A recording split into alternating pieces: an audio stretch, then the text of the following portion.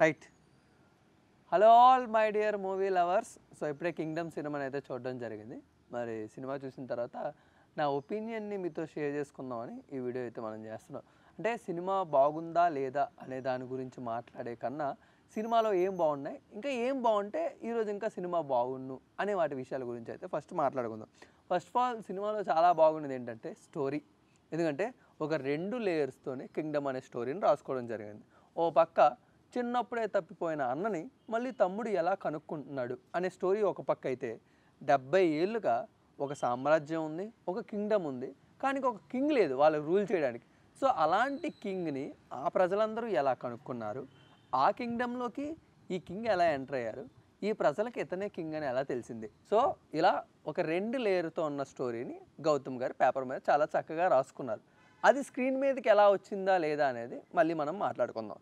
అంటే ఎన్ని డెకేడ్స్ అయిందో మనకు తెలియదు, కానీ ఒక యాక్షన్ డ్రామా సినిమా అంటే ఈ మధ్యన రీసెంట్గా మనం చూసుకుంటే కోవిడ్ తర్వాత యాక్షన్ అని రాగానే కూర్చున్న ఆడియన్స్కి అడ్రినలిన్ రష్ రావాలి. అలాంటి సీన్స్ అలాగే డైరెక్ట్ చేస్తున్నారు డైరెక్టర్స్ అందరూ కూడా. బట్ చాలా సంవత్సరాల తర్వాత యాక్షన్ డ్రామాకి పర్ఫెక్ట్ ఎగ్జాంపుల్ గౌతమ్ గారు చూపించారు. డ్రామాని ఫర్ ద ఫస్ట్ ఫ్రేమ్ నుంచి చివరి ఫ్రేమ్ వరకు అలా హోల్డ్ చేస్తూనే ఈ డ్రామాలోని యాక్షన్ని ఇన్కల్కేట్ చేయడం జరిగింది. అది చాలా చాలా బాగుంది. అండ్ చాలా రెగ్యులర్గా చూస్తున్న యాక్షన్ సినిమాలు అన్నిటిలోకి ఇది ఒక కొత్త ఎక్స్పీరియన్స్ చాలా బాగా ఇస్తూ ఉంటుంది. సో ఇది కూడా నాకు చాలా బాగా నచ్చింది. అండ్ ద నెక్స్ట్ థింగ్ మనం మెయిన్గా మాట్లాడుకుంటే ప్రొడక్షన్ వాల్యూస్ అండ్ టెక్నీషియన్స్. ప్రతి ఫ్రేమ్లోని వాళ్ళు ఎంత ఖర్చు పెట్టారు, ఎంత గ్రాండీర్గా ఖర్చు పెట్టారు అనేది మనకు చాలా బాగా తెలుస్తూనే ఉంటుంది. అండ్ ద నెక్స్ట్ థింగ్ మెయిన్గా మనం మాట్లాడుకుంటే పర్ఫార్మెన్సెస్. ఇప్పటి వరకు మీరు చూసిన విజయ్ దేవరకొండ గారిని చాలా క్యారెక్టర్స్లో, చాలా డిఫరెంట్ క్యారెక్టర్స్లో మీరు అందరూ చూసారు, కానీ ఈరోజు కింగ్డమ్లో మీరు చూసినప్పుడు ఆ క్యారెక్టర్ సూర్య అనే క్యారెక్టర్లో ఆయన చూపించిన షేడ్స్ కానీ వెర్షన్స్ కానీ ప్రతిదీ కూడా మిమ్మల్ని ఈరోజు సీట్లో కూర్చున్నప్పుడు మెస్మరైజ్ చేస్తుంది. ఫస్ట్ ఆఫ్ ఆల్ చాలా సెటిల్డ్ పర్ఫార్మెన్స్ చూపించారు విజయ్ దేవరకొండ గారు. అది ఈరోజు మన అందరినీ కూడా సర్ప్రైజ్ చేస్తుంది థియేటర్లో కూర్చున్నప్పుడు. అండ్ గౌతమ్ గారి డైరెక్టర్, అలాంటి డైరెక్టర్ చేతిలో ఇలాంటి యాక్టర్ పడడం ఒక కొత్త రకమైన ఎక్స్పీరియన్స్ని అలాంటి యాక్టర్ నుంచి మనం అందరూ కూడా పొందాం. అండ్ ద నెక్స్ట్ థింగ్ మనం మాట్లాడుకుంటే సత్య గారు శివ అనే క్యారెక్టర్ని మన brother, big brother of Vijay దేవరకొండకి సినిమాలో అయితే నటించడం జరిగింది. ఆయన మనందరికీ తెలుసు ఎలాంటి యాక్టర్ అనేది. బట్ మరొకసారి ఆ బ్రదర్హుడ్ అనే క్యారెక్టర్ కానీ, లేకపోతే ఆ పెద్దరికం కానీ, అన్న తమ్ముడుగా బాండ్ కానీ స్క్రీన్ మీద కనబడుతున్నప్పుడల్లా కూడా ఆయన కూడా పర్ఫార్మెన్స్తో చాలా బాగా మెస్మరైజ్ చేశారు. ప్రీ రిలీజ్ ఈవెంట్లోని మనల్ని అందరినీ సర్ప్రైజ్ చేసిన ఒక స్పీచ్ ఏదైనా ఉందంటే అది యాక్టర్ వెంకటేష్ గారి స్పీచ్. సో ఈరోజు కూడా మీరు సినిమా చూస్తున్నప్పుడు స్క్రీన్లో ఆయన ఉన్న ప్రతిసారి ఆ నెగిటివ్ షేడ్ ఇంపాక్ట్ అనేది సినిమాలో చాలా చాలా బాగుంటుంది. అండ్ మీరు అది చాలా అందరూ ఎంజాయ్ చేస్తారు. సో ఇవి నాకు చాలా బాగా నచ్చాయి. అండ్ ఆటోమేటిక్గా మనందరూ తెలుసు అనీస్ మ్యూజిక్ మనకి సినిమా ముందు నుంచి కూడా ప్రతి సాంగ్ని, ప్రతి దాన్ని మనం అలా ఎంజాయ్ చేస్తున్నాం. సినిమాకి ఒక హైప్ కానీ, ఒక రేంజ్ ఆఫ్ మనందరికీ ఎక్స్పెక్టేషన్స్ మ్యూజిక్ మీద ఉన్నాయి కాబట్టి సో ఈ సినిమాలో కూడా కొన్ని సీన్స్లో చాలా బాగా వర్కౌట్ అయింది. సో ఇవి నేను పర్టికులర్గా మాట్లాడాలనుకున్నవి, చాలా బాగున్నవి. అండ్ సినిమాలో ఇంకా ఇవి బాగుంటే ఈరోజు ఇంకొంత బాగుండు అనిపించే కొన్ని విషయాలు అయితే మనం మాట్లాడుకుందాం. ఫస్ట్ ఆఫ్ ఆల్ స్టోరీ చాలా బాగుంది అని మాట్లాడుకున్నాం కదా, అది పేపర్ మీదే బాగుంది. స్క్రీన్ మీదకి వచ్చినప్పటికీ ఒక రెగ్యులర్ టెంప్లెట్ స్టోరీ లాగా మారిపోయింది బికాజ్ ఆఫ్ స్క్రీన్ ప్లే.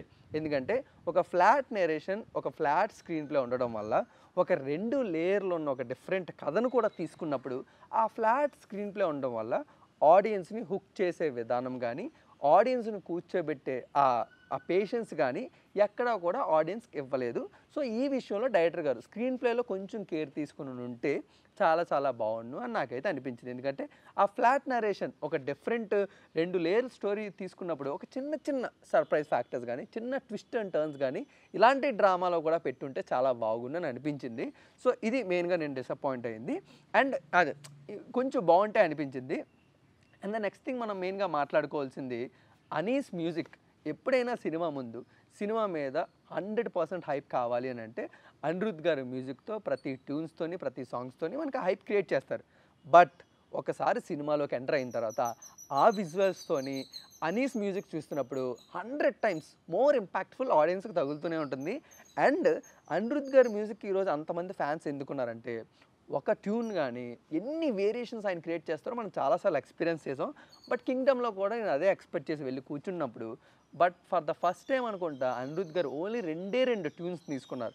ఒకటి ఏదన్నా ఎలివేషన్ కానీ యాక్షన్ వస్తున్నప్పుడు మనకి కింగ్డమ్‌లో ఆల్రెడీ ఆ ఎలివేషన్ మ్యూజిక్ ఉంటుంది కదా! అది. If in case brotherhood music ఏదైనా వస్తున్నప్పుడు 'అన్న అంటే' అనే సాంగ్ ఆ ఫ్లూట్ గానీ లేకపోతే దాన్ని యూజ్ చేసుకొని ఈ 2 ట్యూన్స్‌నే ట్రాక్స్‌ని యూజ్ చేసుకొని సినిమా మొత్తాన్ని కంప్లీట్ చేశారు.